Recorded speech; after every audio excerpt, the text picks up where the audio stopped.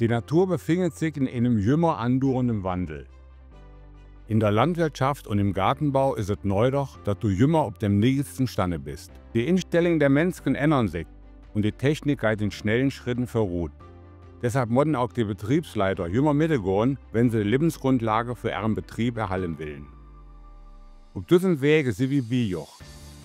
Die Landesbetrieb Hessen ist ein freier, ungebundener und offener Partner.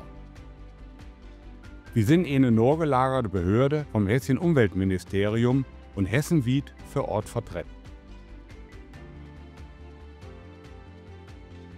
Wir beraten landwirtschaftliche und gartenbauliche Betriebe und bieten Bildungsangebote und Fachinformationen für Bauern- und Gartenbaubetriebe an.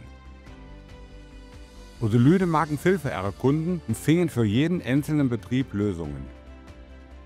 Mit unseren Beraten unterstützen wir die hessischen Bauern und sorgen dafür, dass sie wettbewerbsfähig bleiben, gutes Essen und Trinken produzieren und dabei auch genau die Natur schonen. Von der Ausbildung bis zu vielen Weiterbildungsangeboten ist der Landesbetrieb Hessen wie den Menschen, die sich für die grünen Berufe entscheiden.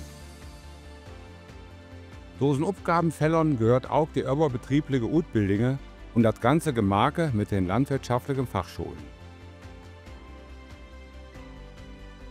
Wir bieten zum Beispiel auch Seminare und Weiterbildungen für Ried- und Fahrinteressierte oder für Freizeitgärtner an. Mit Bildungs- und Moderationsangeboten unterstützen wir zudem alle Leute auf dem Lande und in den Dörfern.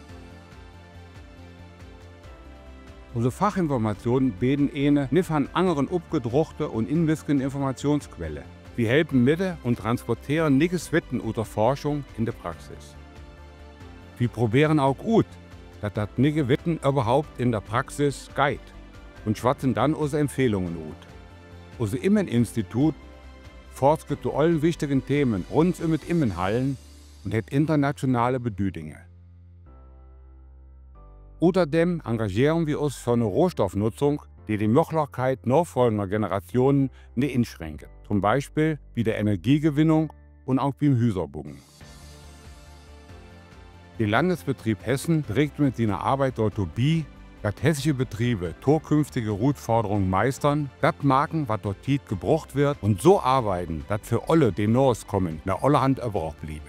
Dieses war Niederdeutsch, besser gesagt Plattdeutsch. Gesprochen von Günter Henkelmann aus Ehringen.